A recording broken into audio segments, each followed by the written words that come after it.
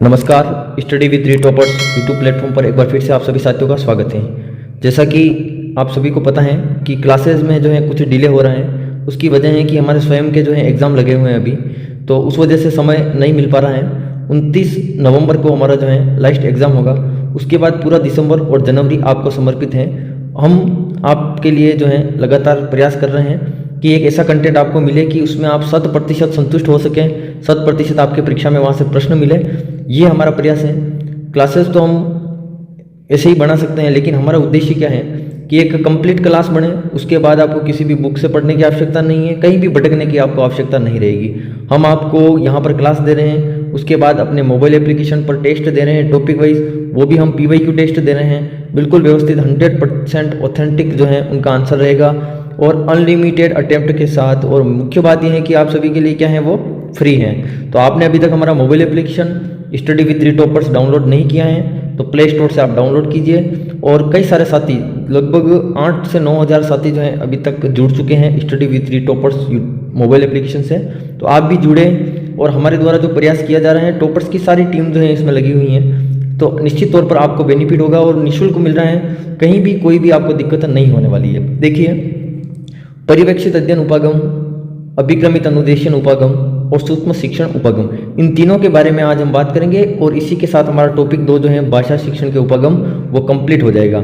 इससे पूर्व में हम 2 कक्षाएं भाषा शिक्षण के उपागम की ले चुके हैं। अगर विगत परीक्षाओं की बात करें तो यहाँ से कुल 9 प्रश्न पूछे गए हैं, जिसमें हिंदी विषय भी शामिल है, सामाजिक विज्ञान, गणित और पर्यावरण, इन विषयों में भी यहाँ से प्रश्न पूछे गए हैं। तो कैसे प्रश्न कहाँ पर पूछे गए हैं, सारी डिटेल से हम बात करने वाले हैं। हर्बर्ट उपागम आपके हो गया है, संरचनात्मक उपागम, मॉरिसन उपागम और खोज उपागम, ये आपके कंप्लीट हो चुका है। और इसके अतिरिक्त पाठ संसर्ग उपागम और रचना शिक्षण उपागम, ये जो भाषा शिक्षण के मुख्य उपागम थे, ये भी क्लियर हो गए। आज की क्लास में हम पर्यवेक्षित अध्ययन, अभिक्रमित अनुदेशन और सूक्ष्म शिक्षण यानी माइक्रो टीचिंग के बारे में पढ़ने वाले हैं। एक एक करके हम डिटेल से पढ़ने वाले हैं। क्लास थोड़ी लंबी होगी क्योंकि इसमें थोड़ा कंटेंट ज़्यादा है और यहाँ से पूछे गए प्रश्नों की संख्या भी ज़्यादा है। निश्चित तौर पर आप सभी को जो है 100% त्रुटि रहित कंटेंट दिया जा रहा है, तो आपको इसका बेनिफिट लेना है। और क्लासेस जो हैं हमें आपसे ज़्यादा चिंता है और हम निश्चित समय पर आपके करवा देंगे। अब कुछ कारण हैं जिसकी वजह से हम क्लास से टाइम नहीं ले पा रहे हैं, उसमें हमारा एग्ज़ाम भी शामिल है। तो देखिए, आप सबसे पहले आज हम पढ़ेंगे पर्यवेक्षित अध्ययन उपागम। पर्यवेक्षित अध्ययन उपागम क्या होता है? पर्यवेक्षण करने का अर्थ होता है निगरानी। पर्यवेक्षण का अर्थ क्या होता है? निगरानी करना। निगरानी करने का कार्य कौन करेगा? अध्यापक करेगा कक्षा में, ठीक है। अध्ययन कौन करेंगे? छात्र। कौन करेंगे? छात्र। और छात्र यहाँ पर क्या करेंगे? मौन वाचन। ये बस मुख्य आपको ध्यान रखना है इस विधि के अंतर्गत। ये इसका सार है। इसके जनक जो है वो है जॉन डेजी मोरविन, और मोरविन की जगह कई बार मोरविल भी लिखा हुआ आ सकता है। अब देखिए, ये उच्च कक्षाओं के लिए, बड़ी कक्षाओं के लिए उपयोगी हैं, यानी कि माध्यमिक और उच्च माध्यमिक स्तर के लिए उपयोगी हैं। छोटी कक्षाओं के लिए मौन वाचन उपयोगी नहीं है और ये उपागम भी जो है वो उपयोगी नहीं है, क्योंकि छोटी कक्षा में छात्र जो है मौन वाचन नहीं कर पाते हैं। यहाँ पर देखिए, वाचन कौशल के विकास के लिए बड़ी कक्षाओं में मौन वाचन को बढ़ावा देने के लिए शिक्षक स्वयं क्या करता है? कक्षा में घूमेगा, घूमता हुआ क्या करेगा? निगरानी करेगा। क्या करेगा? निगरानी करेगा। और छात्र क्या करेंगे? मौन वाचन करेंगे। अब मौन वाचन छात्र करेंगे तो यहाँ पर देखिए क्या होगा आगे। छात्र अध्यापक की निगरानी में मौन रहकर वाचन करते हैं, इसलिए इसे स्वाध्याय विधि कहते हैं। यानी कि शिक्षक केवल निगरानी रखेगा और छात्र सेल्फ स्टडी करेगा, इसको स्वाध्याय विधि भी कहते हैं, ठीक है। मानचित्र व शब्दकोश के अध्ययन के लिए यह विशेष उपयोगी है। ये एक इम्पोर्टेंट फैक्ट है, सामाजिक विषय के अंतर्गत पूछा जा सकता है और हिंदी में भी अपनी भाषा के अंतर्गत मानचित्र व शब्दकोश के अध्ययन के लिए विशेष उपयोगी विधि कौन सी है? तो आपके हो जाएगी पर्यवेक्षित अध्ययन विधि, क्योंकि डिक्शनरी से भी आप मौन वाचन करते हुए पढ़ते हैं, मानचित्र को आप अच्छे से मौन रहकर समझ सकते हैं। तो ये देखिए, मौन वाचन हो रहा है, इसका अर्थ क्या होता है? अर्थग्रहण। कभी भी आप ये ध्यान रखिएगा कि जब भी कहीं मौन वाचन होगा तो मौन वाचन होगा तो 100% वहाँ क्या होगा? अर्थ ग्रहण होगा, क्योंकि मौन वाचन में हमेशा क्या होता है? अर्थ का ग्रहण होता है। स्वस्वर वाचन में अर्थ ग्रहण आवश्यक नहीं है, ठीक है। अब देखिए, अध्यापक की भूमिका निर्देशक के रूप में रहती है, क्योंकि वो निर्देश देता है, इसलिए इसको निर्देशित अध्ययन भी कहते हैं और इसी को निर्देशित स्वाध्याय विधि भी कहते हैं। निर्देशित स्वाध्याय विधि भी कहते हैं, ये आपको यहाँ पर ध्यान रखना है। मॉरिसन जो थे, उन्होंने जो अपने शिक्षण के जो 3 स्तर होते हैं, जिसमें आपने देखा होगा सबसे लो लेवल का होता है स्मृति स्तर, उसके ऊपर होता है बोध स्तर और उससे ऊपर होता है चिंतन स्तर। ये शिक्षण के 3 स्तर हैं। तो देखिए, स्मृति स्तर तो दिया था आपके, किसने दिया था स्मृति स्तर? हर्बर्ट ने। किसने दिया था? हर्बर्ट ने। बोध स्तर दिया था आपके मॉरिसन ने, और चिंतन स्तर दिया था आपके हंट ने। तो ये बीच का जो स्तर है बोध स्तर, यहाँ पर इस विधि का उपयोग किया है मॉरिसन ने। किसका? मॉरिसन ने जो है बोध स्तर पर शिक्षण हेतु पर्यवेक्षित अध्ययन विधि का उपयोग किया है। अब एक ही इंपॉर्टेंट परिभाषा है जो यहाँ से निकल कर आती है पर्यवेक्षित अध्ययन उपागम को लेकर।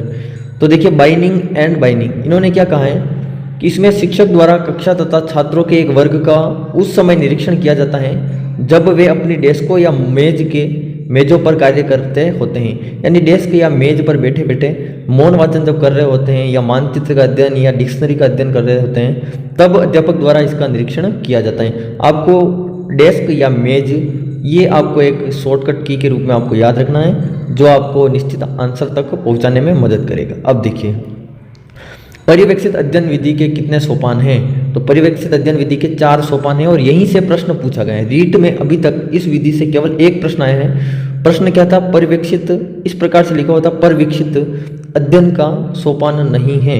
यानी कि ये 4 सोपान, इनमें से कौन सा सोपान नहीं है? तो वहां पर देखिए, ये 3 सोपान दिए गए थे।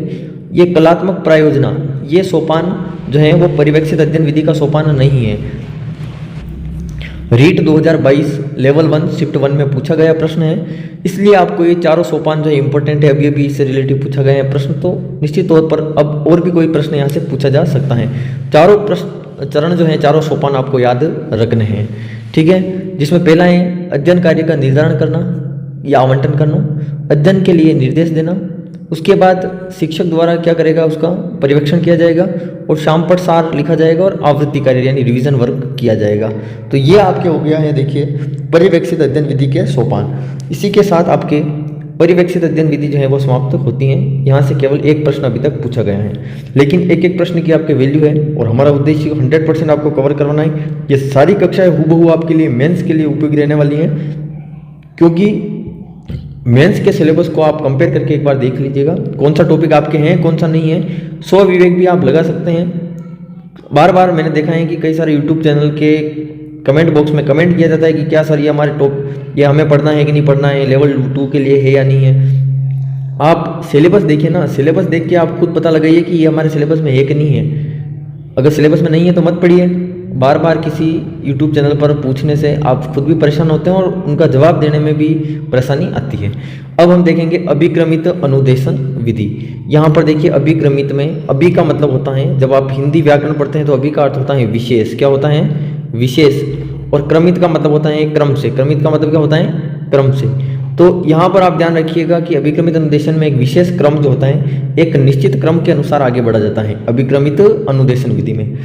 इस विधि में छात्र किसी विषय वस्तु को छोटे छोटे खंडों में बांटकर, किसी भी विषय वस्तु को छोटे छोटे खंडों में बांटकर स्वगति यानी खुद की जितनी कैपेसिटी है, गति है, उसके अनुसार वह आगे बढ़ता है। थॉर्नडाइक के प्रभाव नियम का महत्वपूर्ण स्थान है यहाँ पर। क्यों? क्योंकि यहाँ पर क्या होता है, यहाँ पर जैसे देखिए, चित्र के माध्यम से समझाने का प्रयास कर रहा हूँ कि जैसे यहाँ पर रखी कोई चीज़ है, लक्ष्य है, वो आपको हासिल हो जाता है। उसके बाद आप धीरे धीरे क्या करते हैं, आगे बढ़ते हैं। अब इस आगे बढ़ने की प्रोसेस में आपको क्या मिलता है? पुनर्बलन मिलता है। क्या मिलता है? पुनर्बलन। जब आपको परिणाम या पुनर्बलन मिलता है तो आप में किसका भाव आता है? संतोष का भाव आता है, ठीक है। अब ये थॉर्नडाइक के 3 जो अधिगम के नियम है, मुख्य सिद्धांत है या मुख्य नियम है अधिगम के, उसके अंतर्गत तीसरा नियम है प्रभाव का नियम, जिसको कहते हैं परिणाम का नियम। जब वो बच्चा जो है एक अनुक्रिया को सही कर लेता है, उसके बाद वो आगे बढ़ता है, तो थॉर्नडाइक के प्रभाव नियम का इसमें महत्वपूर्ण स्थान है। आगे देखिए आप, अभिक्रमित अनुदेशन विधि का श्रेय किसको जाता है? 3 प्रश्न यहाँ पर इंपॉर्टेंट बनते हैं। इस विधि का श्रेय किसको जाता है? शिक्षा में इसकी शुरुआत किसने की, और भारत में इसकी शुरुआत किसने की? तीनों आपके लिए इंपॉर्टेंट है। तो देखिए, सबसे पहले एक शिक्षण मशीन का आविष्कार किया था सिडनी एल फ्रेसी ने, इसलिए अभिक्रमित अनुदेशन विधि का श्रेय उसी को जाता है, क्योंकि सबसे पहले शिक्षण मशीन का आविष्कार हुआ। उसके बाद शिक्षा में अभिक्रमित अनुदेशन विधि को कौन लाए थे? B.F. स्किनर। शिक्षा के क्षेत्र में हार्वर्ड विश्वविद्यालय में B.F. स्किनर 1954, जो कि शिक्षा में अभिक्रमित अनुदेशन विधि की शुरुआत हुई थी। भारत में अभिक्रमित अनुदेशन विधि की शुरुआत की थी 1963 में इलाहाबाद में। ये तीनों फैक्ट आपको याद रखने हैं। यहाँ से कोई प्रश्न अभी तक नहीं आया है, लेकिन प्रश्न कहीं से भी आ सकता है। इस उद्देश्य से आपको ये इंपॉर्टेंट जानकारी जो दी है वो आपको नोट डाउन करनी है।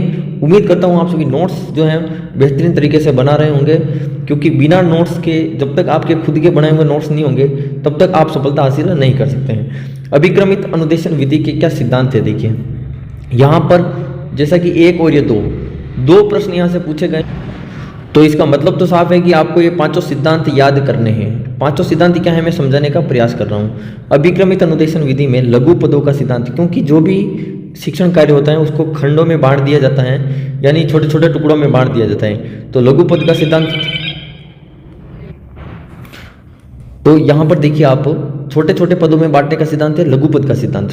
तो ये आपके रीट 2022 लेवल 1 में पूछा गया है, लेवल 1 शिफ्ट 1 में। दूसरा है आपके देखिए क्रियाशीलता का सिद्धांत। अब छात्र इसमें क्या रहेगा, सक्रिय रहेगा। अब सक्रिय अनुबंध का सिद्धांत किसने दिया था, आपके स्किनर ने दिया था। इसलिए स्किनर जो है रेखीय अभिक्रमित अनुदेशन का जनक जो है, या वो सिद्धांत किसने दिया था, बीएफ स्किनर ने दिया। ठीक है, तो सक्रिय अनुबंध सिद्धांत जो है क्रियाशीलता से रिलेटिव है। तीसरा है आपके पुनर्बलन का सिद्धांत। पुनर्बलन का सिद्धांत जो है यहाँ पर काम करेगा, क्योंकि आपको एक स्टेप के बाद जब आप दूसरी स्टेप पे बढ़ोगे तो उससे पहले पुनर्बलन की आवश्यकता होगी। जैसे ही आपको पुनर्बलन मिलेगा आप स्वतः ही जो है स्वगति से, अपनी गति से आगे बढ़ते हुए कार्य करेंगे। स्वगति के सिद्धांत में ये होगा कि यह जो है ये इंपॉर्टेंट है कि अनिवार्य सिद्धांत है। अभिक्रमित अनुदेशन विधि के अनिवार्य सिद्धांत के अंतर्गत आएगा आपके कौन सा, स्वगति का सिद्धांत। रीट 2021 लेवल 2 में पूछा गया है कि निम्न में से कौन सा अभिक्रमित अनुदेशन विधि का सिद्धांत है। तो वहां पर 3 ऑप्शंस दूसरे दे रखे थे, चौथा आपके था स्वगति का सिद्धांत। अगला है तार्किक क्रम का सिद्धांत यानी स्व मूल्यांकन। इसको छात्र मूल्यांकन का सिद्धांत भी कहते हैं, छात्र मूल्यांकन का सिद्धांत। पांचों सिद्धांत आपको याद रखने हैं, क्योंकि यहाँ से 2 प्रश्न 2 PYQ यहाँ से पूछे गए इस टॉपिक से, तो आपको निश्चित तौर पर ये पांचों सिद्धांत याद रखने हैं। छोटे छोटे पदों में बांटा जाता है, फिर बालक सक्रिय होकर कार्य करता है, जैसे उसको पुनर्बलन मिलता है वो अपनी स्वगति से कार्य करता रहता है, और अंत में जो है वो स्वयं मूल्यांकन करता है। ये पांचों चरण जो हैं, ये चरण भी कहे जा सकते हैं, इनको सिद्धांत भी कहा जा सकता है। अब आगे देखिए आप, अभिक्रमित अनुदेशन विधि में छात्र इन 5 प्रक्रियाओं से गुजरता है, जिसको हम RWCAT नाम से शॉर्टकट में याद रखते हैं। RWCAT, R का मतलब रीड, W का मतलब राइट, C का मतलब चेक, A का मतलब एडवांस और T का मतलब टेस्ट। रीड में क्या होगा, एक अभिक्रमित अनुदेशन उपागम में क्या है कि एक फ्रेम होगी, उस फ्रेम में लिखे गए प्रश्नों को छात्र क्या करेगा, पढ़ेगा। अब पढ़ने को क्या कहते हैं, रीड। ठीक है, फिर उन प्रश्नों को पढ़ने के बाद छात्र उत्तरों को क्या करेगा, उत्तर को लिखेगा, तो लिखने को क्या कहते हैं, राइट। उसके बाद छात्र क्या करेगा, उस उत्तर की स्वयं जांच करेगा, और जांच को कहते हैं चेक। उसके बाद छात्र जो है आगे बढ़ता है, ये एडवांस लेवल पर जाता है, बेसिक से एडवांस की तरफ बढ़ता है। अंत में पूरे उत्तरों की क्या करता है, जांच करता है, यानी टेस्ट करता है। अंत में पूरे उत्तरों की जांच करता है, यहाँ पर संपूर्ण उत्तर जो है उनकी जांच की जाती है। तो ये 5 प्रक्रिया जो है RWCAT का सिद्धांत जो है, या किस उपागम का एक चरण है, तो आपको ध्यान रखना है RWCAT किससे रिलेटिव है, किससे संबंधित है, अभिक्रमित अनुदेशन विधि से। अब यहाँ पर देखिए रेखीय अभिक्रमित अनुदेशन विधि, इसके बारे में थोड़ा डिटेल से पढ़ेंगे।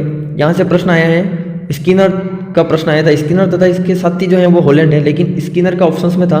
रीट 2022 लेवल 2 शिफ्ट 2 SST में पूछा गया था कि रेखीय अभिक्रमित अनुदेशन विधि के जनक कौन है, तो कौन है, स्किनर है। ठीक है, अब देखिए आप, व्यवहार परिवर्तन करना, इसका मुख्य उद्देश्य क्या है, इस उपागम का मुख्य उद्देश्य है व्यवहार परिवर्तन करना, रेखीय अभिक्रमित अनुदेशन। अब ये रेखीय अभिक्रमित अनुदेशन, साख्य, ये सभी जो है अभिक्रमित अनुदेशन जो है उसके प्रकार हैं। ठीक है, अब इसमें क्रमबद्धता आवश्यक है। बच्चा क्या करता है, उत्तर जो है विद्यार्थी स्वयं लिखता है, मतलब इसमें रिटर्न वर्क करना पड़ता है, लिखना पड़ता है। छात्र को क्या करना पड़ता है, लिखना पड़ता है उत्तर। छोटी कक्षाओं के लिए उपयोगी है। कौन सी कक्षाओं के लिए उपयोगी है, छोटी कक्षाओं के लिए, और सामान्य बुद्धि के विद्यार्थी जो होते हैं सामान्य विद्यार्थियों के लिए उपयोगी हैं। और बाह्य अनुदेशन कहते हैं इसको। कौन सा अनुदेशन कहते हैं, रेखीय या बाह्य अनुदेशन, ये इसका अन्य नाम है। ठीक है, कंप्लीट डिटेल आपको ध्यान रखनी है। जो भी कंटेंट हम दे रहे हैं 100% अगर आपको याद है तो गारंटी है आपके 100% अंक जो है परीक्षा में आने वाले हैं। दूसरा देखिए, हम हर एक उस बिंदु को लेकर आपके सामने आए हैं जहां से प्रश्न पूछे गए हैं, जो हमने पढ़ा है और जो आपको भी पढ़ना है, और उसी के बदौलत रीट 2021 हो चाहे रीट 2022 हो, इसमें हमने पूरे अंक हासिल किए और गारंटी है कि आपके पूरे अंक हासिल होने वाले हैं। रेखीय अभिक्रमित अनुदेशन में कितने पद होते हैं, देखिए तो 4 पद होंगे। कितने पद होंगे, 4 पद होंगे। अब इसमें 4 पद कौन कौन से हैं, पहला है प्रस्तावना पद, दूसरा है शिक्षण पद, तीसरा है आपके अभ्यास पद और चौथा है परीक्षण पद। नाम से स्पष्ट है इसका लक्ष्य क्या है? इसका मुख्य लक्ष्य है अभिक्रम प्रारंभ करना। प्रस्तावना देखिए, आपकी पाठ्य योजना जो होती है उसमें भी प्रस्तावना क्यों पूछी जाती है? नवीन ज्ञान जो है उसको आपके पूर्व ज्ञान से जोड़कर आगे बढ़ाने को लेकर प्रस्तावना पूछी जाती है ताकि नए टॉपिक पर लाया जा सके। तो यहाँ भी परिचय आधारित कार्य होता है। दूसरा है आपके शिक्षण पद। रीट 2017 लेवल 2 में यहाँ से प्रश्न पूछा गया था कि रेखीय अभिक्रमित अनुदेशन विधि के किस पद के अंतर्गत विषय वस्तु आधारित शिक्षण करवाया जाता है, या विषय वस्तु पर आधारित पद कौन सा है? तो विषय वस्तु पर आधारित पद कौन सा है? शिक्षण पद। देखिए, परिचय आधारित पद कौन सा है? प्रस्तावना पद। विषय वस्तु आधारित पद कौन सा है? शिक्षण पद। इसमें पढ़ाई जाने वाली विषय वस्तु का शिक्षण किया जाता है। जो विषय वस्तु आपको पढ़ाई गई है उस विषय वस्तु का क्या करवाया जाएगा? यहाँ शिक्षण करवाया जाएगा। अब देखिए, शिक्षण पद से प्राप्त ज्ञान का अभ्यास। अभ्यास पद में जो भी आपको पढ़ाया है उसका क्या होगा? प्राप्त ज्ञान का क्या होगा? अभ्यास होगा। ये अभ्यास पर आधारित है, नाम से स्पष्ट है। और ये परीक्षण पद में क्या होगा? परीक्षण यानी होती है जांच, या इसको कह सकते हैं मूल्यांकन। ठीक है, तो सीखे गए ज्ञान का क्या होगा? मूल्यांकन होगा, इसलिए यह मूल्यांकन पर आधारित है।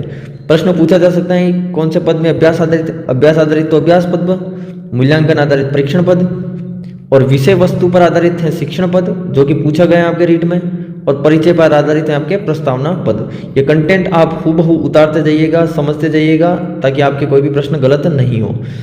शाखीय अभिक्रमित अनुदेशन विधि। अब देखिए, दूसरा प्रकार आ गया है किसका? अभिक्रमित अनुदेशन विधि का। इसके जनक के बारे में पूछा गया था रीट 2015 लेवल 2 साइंस मैथ्स में। तो इसके जनक कौन है? नॉर्मन ए क्राउडर। इस विधि का मुख्य उद्देश्य, जैसे कि रेखीय अभिक्रमित अनुदेशन का मुख्य उद्देश्य था व्यवहार में परिवर्तन। शाखीय अभिक्रमित अनुदेशन का मुख्य उद्देश्य है निदान एवं उपचार करना। इसमें क्रमबद्धता का अभाव रहता है। क्रमबद्धता क्या रहता है? अभाव रहता है।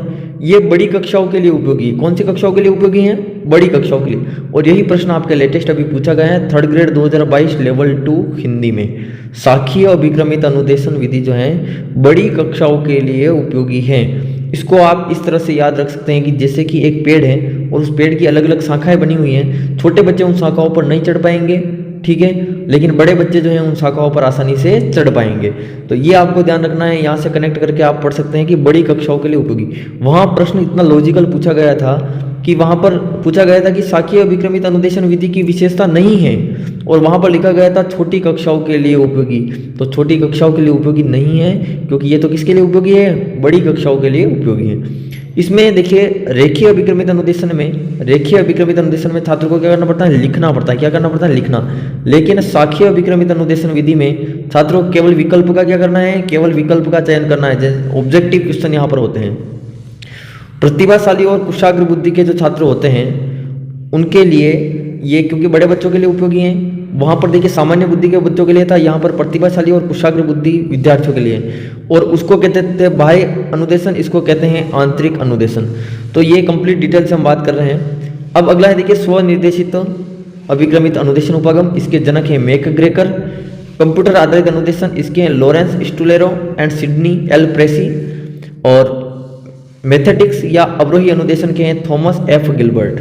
ये गिलबर्ट वाला प्रश्न एक बार पूछा गया है, यहाँ पर कहाँ पूछा गया है वो मुझे याद नहीं आ रहा है, अभी देखना पड़ेगा, लेकिन ये गिलबर्ट वाला प्रश्न पूछा गया है, इंपॉर्टेंट प्रश्न है काफी। और पाठ्य वस्तु पर स्वामित्व हासिल करना, ये इसका मुख्य उद्देश्य है मैथेटिक्स या अवरोही अनुदेशन का, कि पाठ्य वस्तु पर क्या करना है? स्वामित्व हासिल करना है। रेखीय का आपको बताया व्यवहार में परिवर्तन, शाखीय का बताया निदान एवं उपचार, और मैथेटिक्स या अवरोही का है पाठ्य वस्तु पर स्वामित्व हासिल करना। ये आपके यहाँ पर अभिक्रमित अनुदेशन विधि और उसके प्रकार के बारे में हमने पढ़ लिया है डिटेल से। अब हम देखेंगे सूक्ष्म शिक्षण उपागम। सूक्ष्म शिक्षण उपागम को कहते हैं माइक्रो टीचिंग उपागम। माइक्रो टीचिंग आपके कब होती हैं? जब आप बीएड या बीएसटीसी कर रहे होते हैं, और इंटर्नशिप से पूर्व, जब आप विद्यालय में इंटर्नशिप देने जाते हो उससे इंटर्नशिप से पूर्व आपके ये माइक्रो टीचिंग होती हैं। माइक्रो का मतलब सूक्ष्म होता है, सूक्ष्म को ही न्यून कहते हैं, इसलिए यहाँ पर न्यूनता शिक्षण उपागम भी आ सकता है। डाउन स्केल भी इसको इंग्लिश में कह सकते हैं, डाउन स्केल भी कहा जाता है, ठीक है, माइक्रो टीचिंग। यहाँ पर देखिए किथ एचिसन और प्रोफेसर एलन, ये दोनों नाम आपको इंपॉर्टेंट याद रखना है। अभी अभी रीट 2022 लेवल 2 शिफ्ट 4 में पूछा गया है कि किथ एचिसन व प्रोफेसर एलन का संबंध किस शिक्षण उपागम से है? तो सूक्ष्म शिक्षण उपागम से है, ठीक है, यहाँ पर समझ में आ गया आपको। नेक्स्ट देखिए आप अब सूक्ष्म शिक्षण जो है माइक्रो टीचिंग, उससे प्रश्न पूछा गया था कि इसका उद्देश्य एवं लक्ष्य क्या है। तो शिक्षक प्रशिक्षणार्थी यानी इसको कहते हैं पुपिल टीचर या स्टूडेंट टीचर भी कहते हैं, क्योंकि जब आप बीएड और बीएसटीसी कर रहे होते हैं तब आपको कहा जाता है शिक्षक प्रशिक्षणार्थी, यानी छात्र अध्यापक या छात्र अध्यापिका, इनके व्यवहार में परिवर्तन के लिए, इनके कौशलों में विकास के लिए। इसीलिए आपको यहाँ पर शामपट कौशल, प्रस्तावना कौशल, प्रस्तुतिकरण कौशल, प्रश्न कौशल, कई सारे कौशल जो हैं आपको सिखाए जाते हैं। और शिक्षक प्रशिक्षणार्थी जो होता है उसके व्यवहार में परिवर्तन लाना इसका मुख्य उद्देश्य है। शिक्षक के व्यवहार में परिवर्तन लाना नहीं है, शिक्षक के व्यवहार में परिवर्तन लाना नहीं है, क्योंकि शिक्षक तो आप बन जाओगे, उसके बाद माइक्रो टीचिंग नहीं होती है। शिक्षक प्रशिक्षणार्थी जो होते हैं, आप जब महाविद्यालय में शिक्षक प्रशिक्षण महाविद्यालय जो होते हैं, जो आपके बीएड या बीएसटीसी कॉलेज, वहाँ पर आपके शिक्षक प्रशिक्षणार्थियों के लिए व्यवहार में परिवर्तन के लिए माइक्रो टीचिंग का यूज़ किया जाता है। रीट 2022 लेवल 1 शिफ्ट 1 में पूछा गया है। सूक्ष्म शिक्षण एक तकनीकी है जिसका इस्तेमाल छात्र अध्यापकों में कौशल विकास के लिए किया जाता है। कौशलों को विकसित करने के लिए, किसके कौशलों को? छात्र अध्यापक के कौशलों को। और एक समय में केवल एक कौशल। इंपॉर्टेंट बात यह है, जब आपके एक सेशन होता है माइक्रो टीचिंग का, तब किसी भी एक कौशल, माना कि प्रस्तावना कौशल हो गया, तो एक सेशन में आपको केवल प्रस्तावना कौशल के बारे में बताया जाएगा। या अगर प्रस्तावना कौशल नहीं और दूसरा कोई कौशल है, जैसे प्रस्तुतिकरण कौशल है, तो वहाँ पर उसके अलावा देखिए उद्दीपन परिवर्तन कौशल कहते हैं, जिसमें हाव भाव में परिवर्तन होता है। ये यहाँ पर एक एक कौशल का विकास किया जाता है माइक्रो टीचिंग के अंतर्गत। याद आपको रखना है, वैसे आपने माइक्रो टीचिंग की हुई है तो आपको विशेष तौर पर जानकारी है, ठीक है। भारत में सूक्ष्म शिक्षण की शुरुआत जो है 1967 में डीडी तिवारी द्वारा इलाहाबाद में इसकी शुरुआत की गई है, भारत में सूक्ष्म शिक्षण की। अब लास्ट हम पढ़ेंगे सूक्ष्म शिक्षण चक्र क्या है। सूक्ष्म शिक्षण देखिए क्या होता है, सूक्ष्म का मतलब होता है माइक्रो, और माइक्रो का अर्थ यहाँ पर क्या होगा, माइक्रो टीचिंग में क्या होता है, 5-10 मिनट और 5-10 बच्चे ये बैठे होते हैं और इनके सामने आपको शिक्षण करवाना होता है। एक मुख्य रूप से अगर देखा जाए छोटी कक्षा, मतलब अल्प समय, छोटी कक्षा में अल्प समय के लिए कराया गया शिक्षण जो है माइक्रो टीचिंग कहलाता है। लेकिन सूक्ष्म शिक्षण चक्र जो है वो कुल कितने मिनट का होता है, 36 मिनट का होता है। शुरुआत होती है आपकी योजना से, यानी आप पाठ योजना निर्माण कहाँ पर करते हैं, घर पर आपको पाठ योजना का निर्माण करना पड़ता है। इसलिए कक्षा में जो 36 मिनट होते हैं उसमें 0 मिनट आपका खर्च होता है। क्यों? क्योंकि आप पाठ योजना जो है घर पर बना कर लेके आते हैं। शिक्षण जो होता है, शिक्षण करवाने में आपको 6 मिनट का समय लगता है। उसके बाद आपको पृष्ठ पोषण में 6 मिनट का समय। अब क्या होगा, ये पूरा चक्र के रूप में चलेगा। अब वापस आपको क्या करनी पड़ेगी, पुनः योजना बनानी पड़ेगी। तो अब पहले तो आप घर पर बना कर लेके आए तो उसमें 0 मिनट लगा था, अब ये इसके 6 मिनट आपके बच गए थे, वो 6 मिनट और 6 मिनट पुनः योजना बना रहे हो, उसके टोटल कितने, पुनः योजना के 12 मिनट हो गए, ठीक है, ये याद रखना आपको। फिर वापस क्या होगा, योजना से पुनः योजना हो गया, तो शिक्षण से क्या होगा, पुनः शिक्षण, तो पुनः शिक्षण पुनः 6 मिनट का, और पृष्ठ पोषण से आपके पुनः पृष्ठ पोषण, और ये भी होगा 6 मिनट। इसी प्रकार से ये चक्र चलता रहेगा। कुल 36 मिनट इसकी समयावधि है सूक्ष्म शिक्षण चक्र की। 100% ये आपको कवर करवा दिया है। निश्चित तौर पर अगर कोई प्रश्न इन तीनों में से पूछा जाएगा तो आपका इससे बाहर नहीं जाने वाला है। क्लास देखिए लंबी है, कंटेंट मैं बिल्कुल शॉर्ट टाइम में समझाने की कोशिश कर रहा हूं ताकि आपको ज़्यादा समय नहीं लगे। हाँ, ये गैप जो है थोड़ा परीक्षा की वजह से हो रहा है, तो निश्चित तौर पर परीक्षा होते ही आपको व्यवस्थित तरीके से क्लासेस जो है रेगुलर मिलने लग जाएगी। आपको जो और जितना पढ़ाया जा रहा है वो तो एक बार आप कंप्लीट करते रहिएगा, ताकि आपके जो टॉपिक आपके हो गए हैं वो क्लियर हो जाएं। तो मिलते हैं नेक्स्ट वीडियो में, तब तक के लिए जय हिंद जय भारत।